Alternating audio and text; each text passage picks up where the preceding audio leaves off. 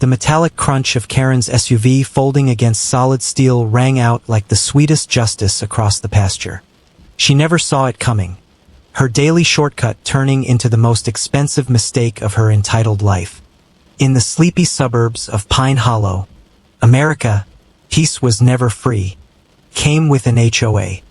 And at the top of that petty kingdom sat Karen, the plump, power-hungry president who wore community standards like a crown. She was obese, overdressed in bright blazers and pearls, and always looked like she smelled something sour. Tom Harlan had bought his ranch on the edge of Pine Hollow for one reason only. After 30 brutal years swinging hammers on construction sites, he craved open skies and zero clipboard warriors. His land sat just outside HOA jurisdiction, or so the deed said. But Karen had other ideas. She treated his private gravel road like her personal express lane to Starbucks. Every single morning her shiny white SUV would barrel straight through his cedar gate without slowing down. No knock. No wave. Just pure suburban royalty in four-wheel drive. The first time Tom figured it was an honest mistake. The second time he waved her down and got a fake smile. By the third time he knew he was dealing with a professional boundary stomper. "You can't keep doing this," Tom shouted one bright morning as she rolled down her tinted window. Karen smirked, chubby fingers tapping the wheel. "This shortcut saves me 10 whole minutes. Dear, it's called community spirit." "Community spirit?" Tom laughed bitterly. "This is my property. You're trespassing." Karen's laugh was nasal and sharp. "The HOA sets the tone around here. Honey, you'll learn soon enough." She gunned the engine and smashed through his gate again. Tom spent the evening repairing splintered wood and bent hinges. Again. Then the official-looking violation notices started piling up in his mailbox. Unsightly structures. Failure to comply with community aesthetics. Even though Tom wasn't even in the HOA, Karen's little dictatorship had quietly expanded in her head. She started bringing reinforcements. Other board members joined the morning convoy. A maroon minivan and a silver sedan followed her like loyal ducklings. Tom tried reason one last time. He marched into the HOA office. A sterile brick building that smelled like fake politeness. Karen sat behind her polished desk like a queen on her throne. "You're new here," she purred sweetly. "We have rules for a reason. Selfish people ruin neighborhoods." Tom slammed his deed on the desk. "Boundaries are legal, Karen. Mine aren't flexible." She barely glanced at the paper. "Boundaries are suggestions when the community needs access." That was the exact moment Tom realized something. Karen wasn't just entitled.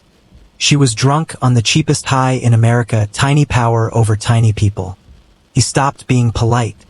First he installed hidden cameras on every post. Then he started building.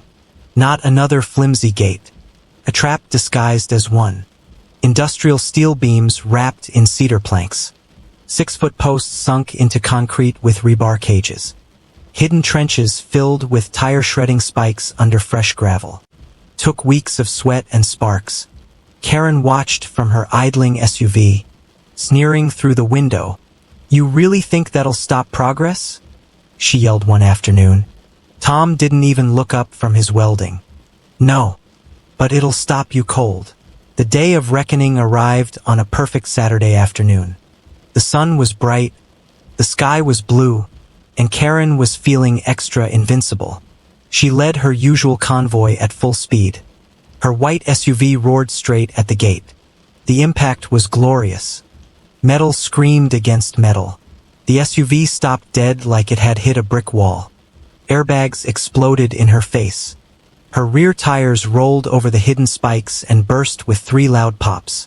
The convoy behind her swerved in panic. One minivan ditched into the grass. The other slammed on brakes inches from her bumper. Dust settled over the wreckage like a victory flag.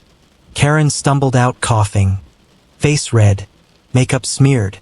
Her blazer was wrinkled, her pearls askew. "What have you done? You maniac!" she shrieked. Tom strolled down from his porch calm as Sunday morning. Stopped a trespasser on private property. Everything's on camera. Neighbors started gathering along the road. Phones came out. Laughter rippled through the crowd. The once feared HOA queen looked ridiculous, stranded, humiliated, and powerless. Her crown of petty authority slipped right off in front of everyone.